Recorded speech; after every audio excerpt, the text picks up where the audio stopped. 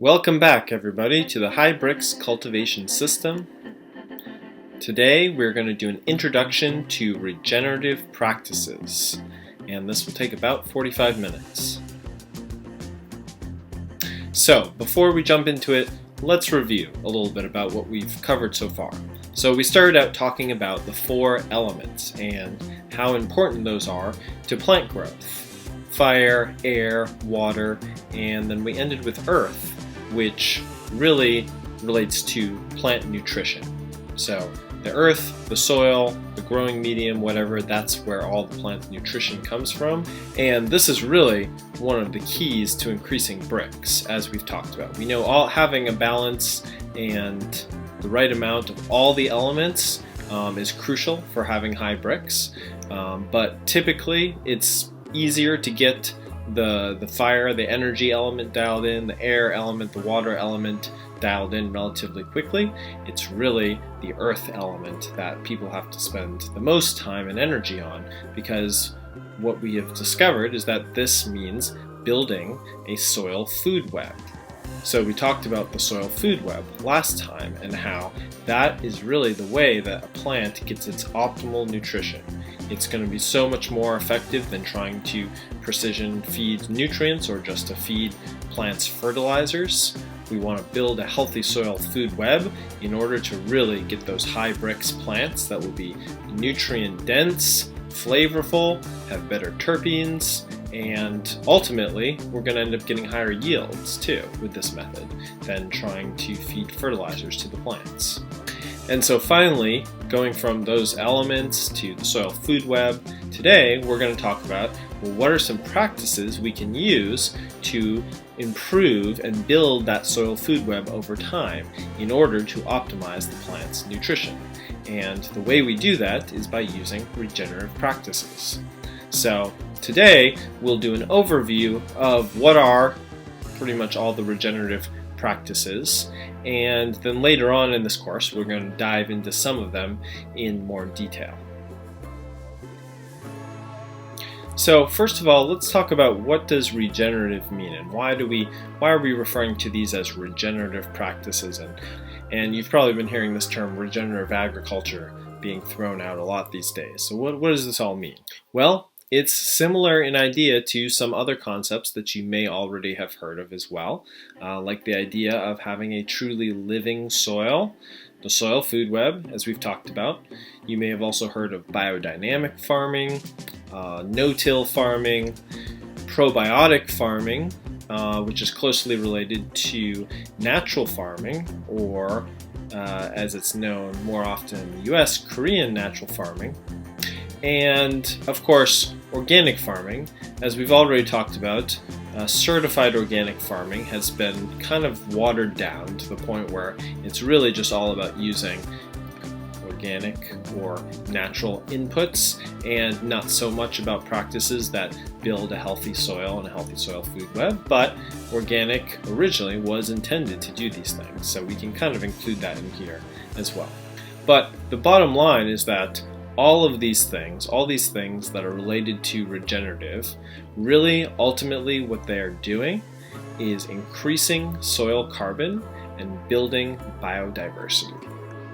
So in the very beginning of the elements lesson, we talked about how biodiversity was going to be a theme throughout this course. So building biodiversity in the soil and above ground is crucially important, as is building that soil organic matter so that you can have a healthy soil ecosystem, because soil organic matter, which ultimately is carbon, is the basis for all life.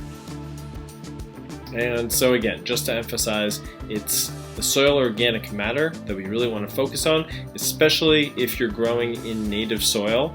You'll want to find out what your soil organic matter is, find out that percentage, and then start working towards increasing that, because almost all soils could use an increase in organic matter. It's pretty rare these days to find an agricultural soil that has a really high level, say 10% or more, of organic matter. And that organic matter is the building block for and the home for microbial life and building diverse microbial life. Now, if you're working with a soil mix in pots or raised beds, that soil mix likely has a pretty high percentage of organic matter. And so you've already got that element there, gives you a little bit of an advantage, but now you've got to bring the life into that high organic matter soil mix and make sure the life stays there and that it doesn't get lost through what I would call some anti-regenerative practices. And we talked about this last time, but I'm going to keep coming back to this because this really is the key to the whole thing, is this biological bazaar, as David Montgomery calls it, this exchange between the microbes and the plants. This is how plants get their nutrition, and this is how they get optimal nutrition. The plants and the microbes are very smart. They have super complex relationships that we've barely even begun to understand, and they do such a better job of bringing the plant its optimal nutrition. So our job is just simply to maximize the amount of soil microbial life and the diversity of that life. Okay, so let's dive into what are these practices, these regenerative practices that are going to help us build a soil food web. So we're zooming out now to the macro level. Rather than talking about the microscopic, what's going on in the soil, we're going to talk about what you do in everyday life to increase organic matter and diversity in your soil. And as you'll see in popular media these days about regenerative agriculture, there's a great movie called Kiss the Ground that everybody should see. It talks about how regenerative agriculture is not only better for the planet ultimately, but it's also better for the farmer or gardener's bottom line. It's going to decrease your operational costs, probably increase your profits, ultimately increase your yields, and that leads to a better bottom line. But the thing about regenerative agriculture and this approach is that it really requires a holistic or a systems approach. It requires systems, holistic thinking about our garden or farm. Conventional agriculture takes what we call a very reductionist approach. So it looks at one element at a time and says, okay, how do we fix this problem? Oh, we have a nutritional deficiency. How do we fix that? Oh, we have a pest problem. How do we fix that problem? Rather than looking at the system as a whole and saying, oh, our pest problem might be actually related to a nutrient deficiency. And so how do we solve that problem and then at the same time solve this other problem? So it really requires a whole systems approach using multiple practices together.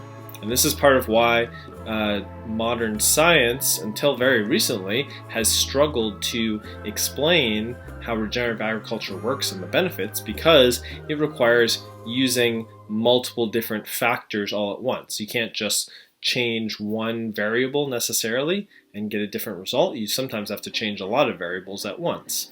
So it doesn't necessarily lend itself to the scientific process and to conducting controlled scientific experiments.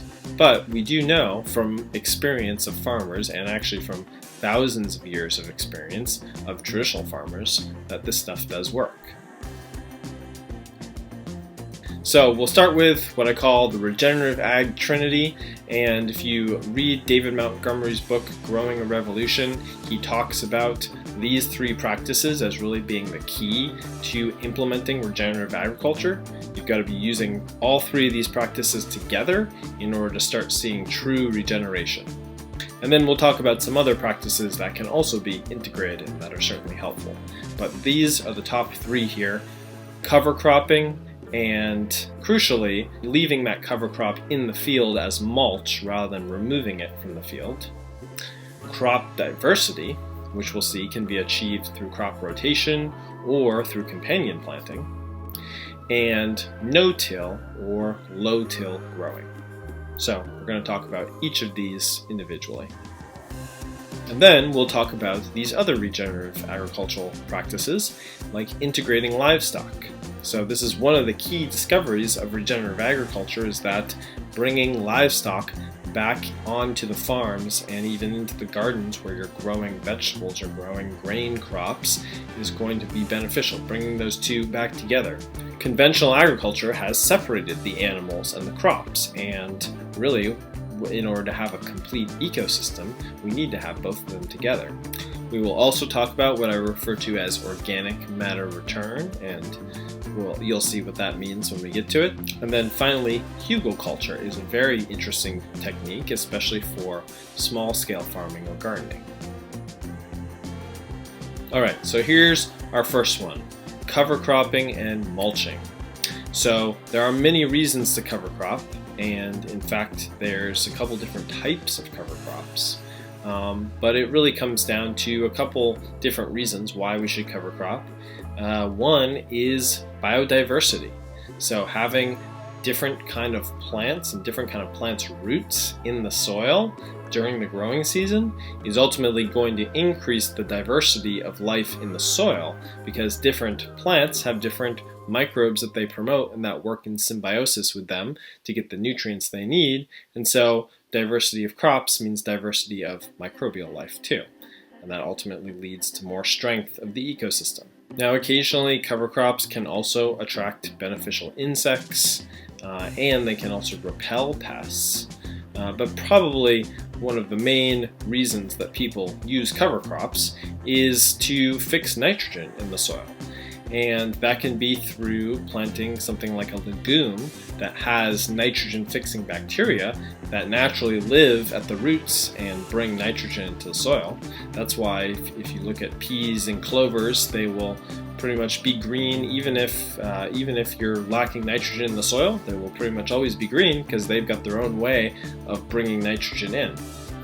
And then the other way the cover crops can add nitrogen is through what they call a green manure, where you basically just cut down the cover crop and you allow it to mulch into the soil, and that incorporates that cover crop's nitrogen into the soil. And just to emphasize one more time, it's important when you're cover cropping to leave that cover crop in the field. By leaving it in the field, it's ultimately going to add more organic matter back into the soil, and it's going to temporarily act as a cover for the soil between crop planting. And this is really one of the number one reasons to cover crop, is that nature likes to have cover. You don't want to have your soil barren and exposed to the elements. It pains me now every time I drive through an agricultural region and see all of these fields that are being left fallow, that are just black dirt and nothing on top of them.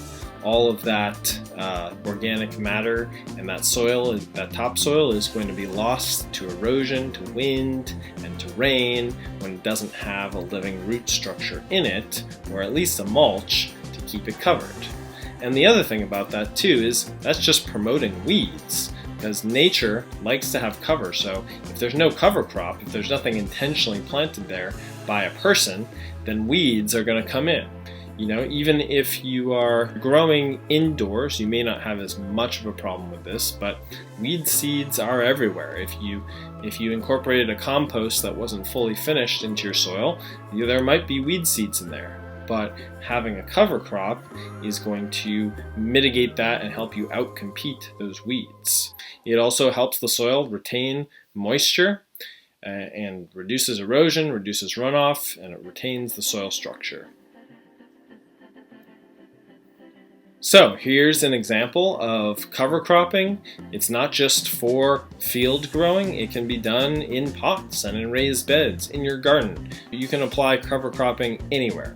So these are some pots that I was growing in, and I had really thriving cover crop. As you can see, it was just kind of going crazy here. Look at all that green. You know, all that green is nitrogen. It's really exciting when you look at that and you see, wow, this is all nitrogen that I can add back into my soil.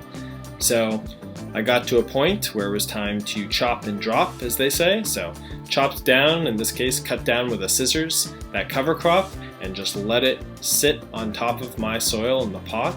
And actually I planted my main crop right into the middle of that cover crop mulch, and it just took off. And then later I reseeded the cover crop and continued to grow it while I was growing the main crop. So this is not just for field growing. And here you can see where I left the cover crop as a mulch. It was pretty thick on there, but within weeks it was decomposing. And as you can see, I planted those cannabis plants right into the middle of the cover crop, and they did fantastic. So on to technique number 2, crop diversity. So typically the way that crop diversity is achieved, especially on a farm, is through crop rotation. And this is all about diversity. One of the problems is if you keep growing the same crop by itself year after year in the same soil, that is actually a way to promote pathogens and diseases from taking hold, because you've got that same plant there, and the pathogens have a new opportunity every year to attack it. Whereas if you have a different crop or different plant coming in, then the pathogens kind of get confused. They may not like this plant as much as the other plant, so they're not going to be able to survive. They're going to die off, or they won't be as prevalent. So on large-scale farms, this is in conventional farms today, there's this rotation between corn and soybeans, which is not really much of a rotation. You know, they've kind of picked up on the fact that you need crop rotation, but you unfortunately need really to have more than just 2 crops being rotated back and forth. So most crop rotation plans encourage rotating many different crops, and as you can see in this picture here, this is actually Singing Frog Farm in Northern California, where they grow all kinds of different vegetables, and they rotate where they're growing those vegetables. So they don't plant the same veggies in the same beds each year. They change their location. And so this is very effective for making sure that diseases don't get established. So now what do you do if you're really just growing a cash crop and you really mainly have one crop like cannabis that you're continuing to grow and you don't really want to rotate out crops? Well, you can make up for that by including companion plants in order to achieve that crop diversity. So here's some great companion plants for cannabis, and interestingly, a lot of the same companions also work for tomatoes. Tomatoes and cannabis actually have a lot of similarities. So really, cannabis and tomatoes and probably some other plants prefer herbs as companion plants. And these herbs have a lot of different benefits. So basil, for instance, can actually improve the flavor of the plant that you're growing, so of the tomato or of the cannabis, and it's also going to help repel the insects that especially like those plants, like spider mites. Mint does basically the same thing. So now you'll want to be a little bit careful with mint. It can become invasive, it can start to grow kind of out of control, so if you plant it outside, make sure you have a way to contain it. If you plant it indoors, you know, not such a big problem. It's not going to, if it takes over your beds, it's not going to be a huge problem. And then, as we talked about when we were mentioning cover crops, legumes are really a great companion plant for cannabis. So just to clarify, the difference between a cover crop and a companion plant, you know, really they are quite similar. The main difference is that a cover crop is intended to be between seasons, between planting cycles, whereas a companion plant is something you're growing at the same time as the main crop. But they can be the same plant, and so in the case of legumes, you might grow those in between cycles, and you might grow those while you're growing the main crop. So if you grow a clover, clovers don't get very big, so they're not going to consume a lot of nutrients. They're not going to steal those nutrients from your main crop. That's what a lot of people worry about, is like, oh, just like a weed, am I going to give too much nutrients to this other stuff? Well, if you grow the right plants, like a clover that doesn't get very big, the answer is no, and in fact you're going to bring more nitrogen into the soil through those nitrogen fixing capabilities. And then finally, dill is actually a great attractor of beneficial insects. Now, if you are growing indoors in a totally enclosed environment, you know, dill may not have as many advantages because it's going to be, you're probably keeping with that closed environment, you're keeping insects from getting in, but you know, it's really hard to keep things totally closed, especially if you're just growing at home and going in and out and not suiting up or sanitizing or having a totally isolated room, you may accidentally bring insects in. And so having something like dill could be an attractor of good insects. Something like basil can be a repellent of the insects you don't want. And so this will be kind of a safety mechanism. So another way to approach this crop diversity and companion planting would be to rotate a cash crop like cannabis with another high value crop like flowers, or even a high value vegetable or herb crop.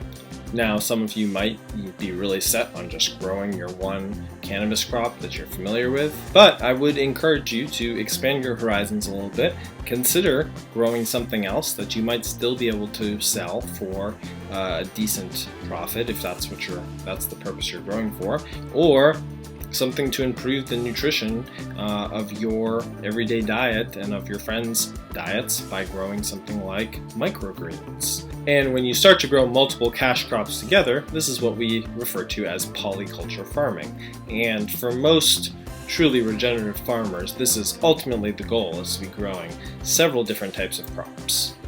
Another advantage of this is that if your main crop fails for whatever reason, then you have a backup crop too, and you're not going to lose all of your money. Alright, so now we get to the third one, no-till or low-till.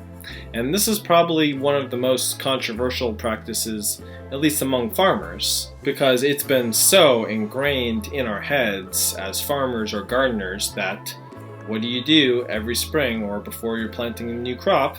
You loosen up your soil by whether that's tilling with a plow or with a hoe in your garden, or even just remixing your soil if you're growing in pots. It's just such an ingrained part of farming. We've been doing it for so long that people haven't really thought to question it. But when you start to look at the science, what we see is that tilling is really the most damaging practice that humans have introduced since the beginning of farming. It's hugely damaging to the soil, and we will talk more about that. But it is difficult also for farmers and gardeners to change their techniques to a no-till or low-till technique. It's one of the biggest kind of transitions to make, so it's understandable that it can be difficult, but it's also very important to do. So first, let's start by deconstructing the advantages of tilling and why do people till in the first place. It may just have become second nature, but we should stop to think for a second. Why are we tilling, or why are we remixing our soil every cycle? So one reason, one benefit is that mixing up the soil actually does speed up decomposition. If you think of it, it's like turning a compost pile. When you turn the compost pile and you get some more air in there, it activates certain microbes that start decomposing organic matter, and that actually releases some nutrients temporarily. It also is a method to loosen up the soil, especially if you have compacted soil. It's kind of a mechanical aeration technique, so to speak. And it's also a really great way to get rid of and kill weeds. And so a lot of organic farmers actually till heavily because they're not using herbicides, and so tillage is one of the easiest ways for them to get rid of weeds. And this is part of why we say that organic practices are not necessarily the best for the soil. They certainly are better than conventional, but when you're still doing heavy tillage, that's not good for the long-term health of the soil. And the reason for that is that tillage leads to erosion. It leads to loss of that topsoil. When you're stirring it up, it's much easier for it to blow away and for it to wash away with the rain. And that action of tillage actually causes the release of carbon dioxide. When those aerobic microbes get super activated and start doing decomposition, they're also going to be giving off carbon dioxide and losing a lot of carbon to the atmosphere. And ultimately, because of that, tillage can actually lead to greater compaction and bad drainage in your soil. Now, one of the challenges of switching to a no-till system is that probably if you've been tilling heavily, your soil biology and soil biodiversity is going to be relatively low, and so you may have a hard time actually getting crop residue to decompose and finding alternative strategies to control weeds. They are out there, but they can be a little more challenging, especially on a larger scale. By no longer tilling, you're also giving up a source of short-term fertility. And some farmers who have compacted soils already have found that now they don't have that mechanical aeration anymore, and so they might have drainage problems. So this is why it's so important to use these three practices and other regenerative practices together, because if you just try to switch to no-till, you might run into some problems. But if you do the cover cropping and the companion planting and possibly some organic matter return like compost, you're going to have a much easier time making that transition. And so here are the advantages. Here are the real reasons that you should not be tilling, or that you should at least be reducing your tillage. The most important one is that it preserves your soil life, especially the fungal network in your soil. So just look at this picture and all those roots with all the white fungal hyphae coming off of those. And we talked about that when we talked about the soil food web, how fungal networks and fungal hyphae take a while to grow and develop.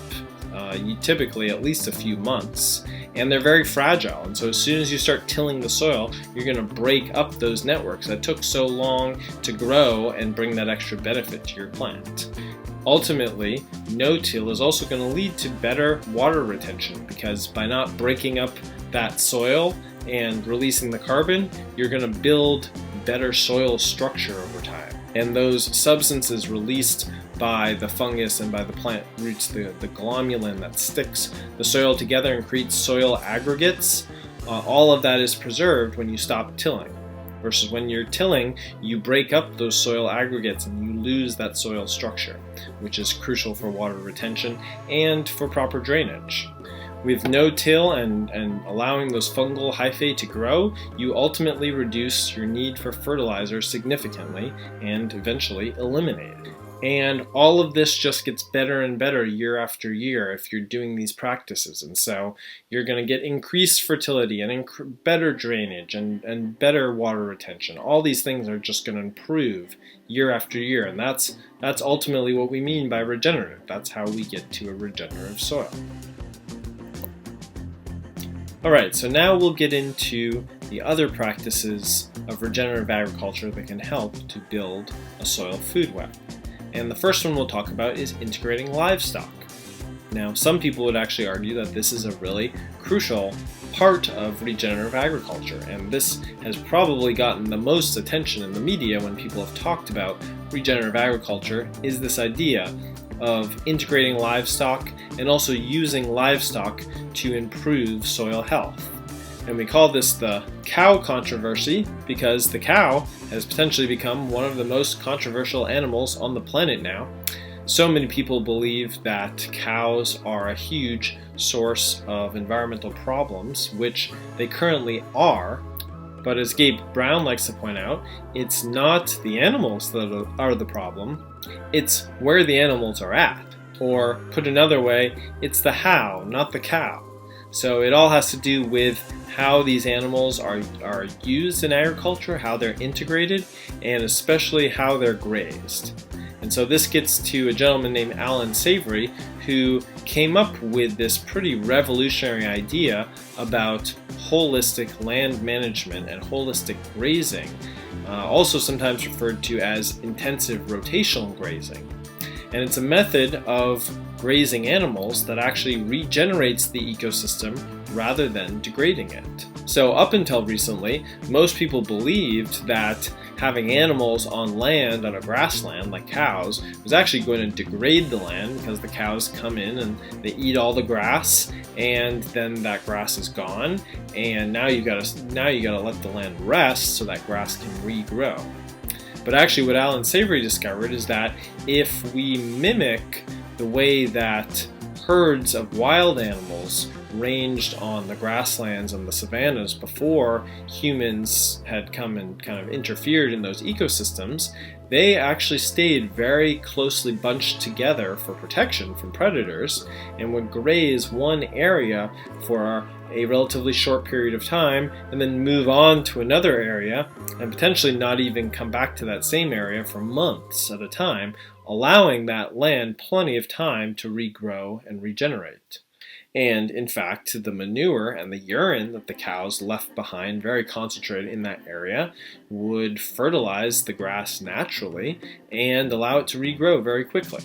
So Alan Savory came up with this method that mimics that wild grazing pattern by setting up different paddocks with fences that cause the cows or whatever grazing animal to be condensed into a small area and graze that area for a period of time, and then move them to the next paddocks and then move them to the next one, and follow this pattern that allows the land enough time to regenerate and also still gives the cows all the food that they need. So that intensive rotational grazing is really intended for a purely cattle operation. There are ways that you can integrate livestock into a cropping system. And so just as an example, some animals that can be good to have on your cannabis farm include alpacas. Now, alpacas are kind of funny animals, but in a very convenient way for us. They like to poop right in the same place all the time, so it makes it very easy to harvest their manure and use that sparingly as a natural fertility source. Llamas are very similar in that way. Now, rabbits, and I've been told specifically lionhead rabbits, are really great because they are small enough that they can actually move around in the understory of your cannabis grow, and they potentially might even trim or eat the leaves on the lower part of the plant, but they will certainly nibble on your clover cover crops, so that gives them their food, and then they might poop right into your bed and fertilize your plants without you even having to do any work. I've also been told that ducks, especially Muscovy ducks, are really great to have with cannabis. Some animals that you'll want to avoid for your cannabis, and possibly for other crops too, are goats. Goats are great, but if they are let loose, they will eat everything. So you don't want to let your goats near a cannabis plant. Some people have said that they may not necessarily love the plant initially, but once they taste it, they're just gonna go to town. And then dogs are great if your dog is good at catching gophers, if you have a gopher problem, but otherwise the dogs are more likely to be more of a nuisance than a help. Okay, so another practice that is associated with regenerative agriculture and with organic agriculture is this idea of organic matter return. Now, you're probably very familiar with this, and we've talked about it. This is ultimately the idea of returning compost or manure or other organic material to your soil. Now, this is potentially really important because what we see is that traditional farmers in different parts of the world, and especially Eastern Asia, figured out that in order to maintain their soil fertility and their soil nutrition over literally thousands of years, they had to be returning organic material to their soil. So they would take everything from food scraps to human manure even, and return that to the field as fertility and organic matter. And as a result, farmers in East Asia especially were able to preserve their soil for the entire length of their civilization there, which is at least 4,000 years. And that's where this title, Farmers for 40 Centuries, came from. It's actually the title of a book that was written by a USDA agent who went to China, Japan, and Korea in the early 1900s to study their traditional organic farming practices. And this was one of the key practices that he picked up on, was this returning organic matter. Now, one crucial thing they would do before they returned it is they would actually ferment this material in giant vats. So they didn't do composting, aerobic composting like we do here, but they actually used fermentation to not only break down this organic matter, but also what they didn't know at the time is that it was eliminating pathogens too. So it made the human manure safe to return it to the field. So returning organic matter to your soil, especially if you're intensively cultivating your soil, maybe you're using a really small amount of soil for a big crop, then you're definitely going to need to return organic material to that soil, because that organic material ultimately has all the nutrient elements that your plants are going to need, especially if you return the residue from your crop that you're harvesting. It's going to have all those mineral elements in there, and then it's just a matter of making that bioavailable to the plants. And so this is really the ultimate source of fertility.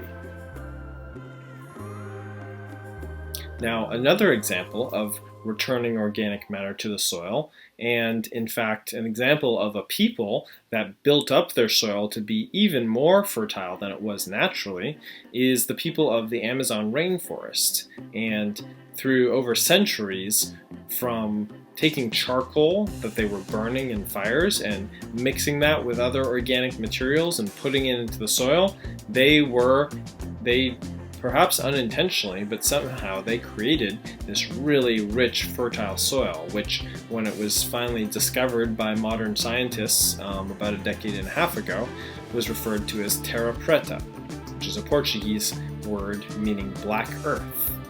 And so this is ultimately what biochar is. You may have heard of people talking about biochar. Biochar is essentially charcoal. Usually modern biochar is burned in a slightly more sophisticated process than just simply a cooking fire or a campfire in order to increase the carbon level.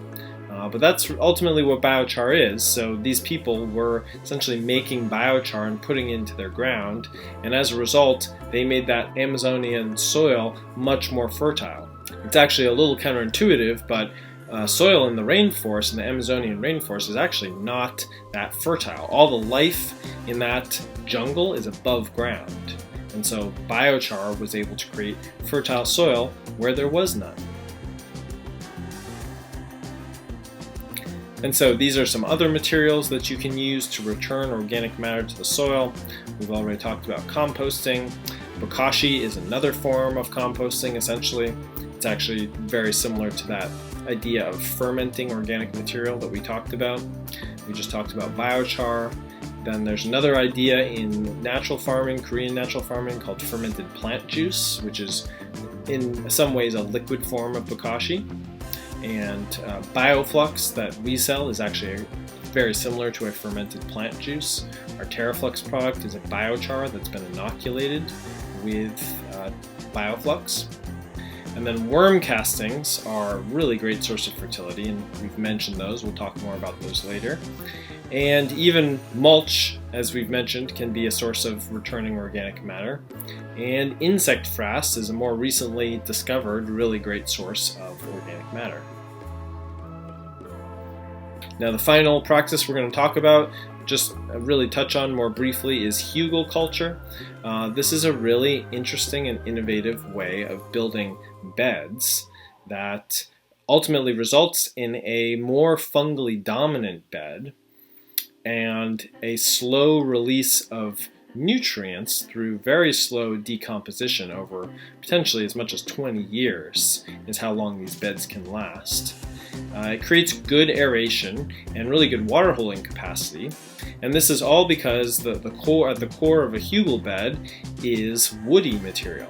So you put a whole bunch of large logs into this bed, logs of wood, cover it with soil, and that wood slowly decomposes over time, releasing those nutrients, allowing fungus to really dominate, and creating good aeration and water holding. And so here's just an example of what one of these hugelkultur beds might look like in real life. Okay, so just in case you're thinking, well, what about pests? None of those techniques really talked about how to deal with pests, well, besides maybe the companion plants. So the answer to that is there are some short-term fixes for pest problems that don't involve using synthetic chemicals. You can introduce predatory insects either manually with introducing those populations, or by companion plants that attract those insects. There are some very simple all-natural sprays that you can use when you've got really a major pest problem that you can't do anything else to get rid of it. But really, ultimately, all of these practices that we're talking about are intended to increase biodiversity, to increase the Brix in your plant. And as you know, if you took our initial Prevent Any Pest mini course where we talk about the association between high Brix and eliminating pests, once you get to a certain level here, you really won't have to worry about pests because there's a certain threshold of health and Brix levels that pests are not going to touch your plants. That's ultimately what we're aiming for. Through better nutrition and better health for your plants, you can avoid pests. I just want to mention briefly here The Biggest Little Farm. This is a wonderful movie. You should definitely go see it. And it really is a case study in biodiversity on a farm and how to build biodiversity into a regenerative farm on a macro level. They talk mostly about plants and animals, but the same principles apply to your soil and to the microlife in your soil. And then one of the best case studies on regenerative agriculture is a farmer named Gabe Brown and Brown's Ranch. So Gabe Brown was just a conventional farmer with a really big farm, 3,000 acres, and in the late 90s he had a series of natural disasters 4 years in a row that caused him almost to go broke, but he was very determined. He didn't want to give up, and so he started looking into, well, how did farmers fertilize before they had fertilizers? How did they grow crops without fertilizers? And so that's how he stumbled across these ideas of regenerative agriculture and regenerating the soil, and he started using those principles, and now he's one of the most successful and well-known regenerative farmers in the United States, and he's proven that you can do this at scale with 3,000 acres, and he's really just proving the model very effectively, and he wrote this book about it called Dirt to Soil. It's an awesome book. You should go check it out. And just here's the trajectory of his ranch over the years as he started implementing these practices. You can see that he started with very low organic matter, 1.7%, which is pretty typical of most conventional farms that have highly degraded soil, and he only had 3 inches of topsoil. And then over time, from bringing in cover crops, and then introducing more diversity into his cover crops, and then integrating livestock with plants, and using all these regenerative practices, he eventually got his organic matter up to 11%. It's probably even higher today, and now he has 14 inches of topsoil rather than just 3. And then finally, a shining example of regenerative agriculture at work is a farm called Dragonfly Earth Medicine, run by Kelly and Josh up in Canada, and they have been so successful at not only implementing but also promoting these practices that they created their own certification called Dem Pure to certify other regenerative cannabis farms that are using these practices and that are really just meeting the highest standards of regenerative growing. So they're using all of the techniques. They're really a polyculture farm, even though they do focus on cannabis, but they grow vegetables and herbs. They cover crop. They use hugel beds. They use ferments and teas that they make themselves. They're pretty much totally closed loop. They're really not bringing in very much, probably a little bit of organic matter from outside, because you always need to replenish some organic matter as you're harvesting and bringing crops off your land. But for the most part, they don't buy any inputs. They're no-till. They integrate livestock, and they get amazing results. You look at these plants here. You see how deep green those plants are? That's with no nitrogen fertilizer. They do not feed nitrogen fertilizer to anything. But because they've built such a healthy soil ecosystem, their plants are getting all the nitrogen that they need. And I just wanted to show this because this is a list of the Dem Pure certified farms. You can see a lot of them are in Oregon and California, but they also have some across the country.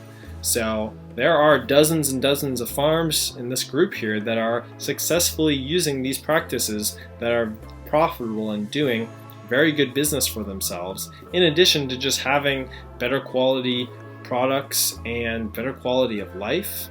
And so hopefully this is reason, if you haven't quite taken the leap yet, this is providing some reason to do so. So that is the end of our lesson. Next week we will be going over how do you monitor the progress on your farm or in your garden using various tools and tests. So thank you, and we'll see you next time.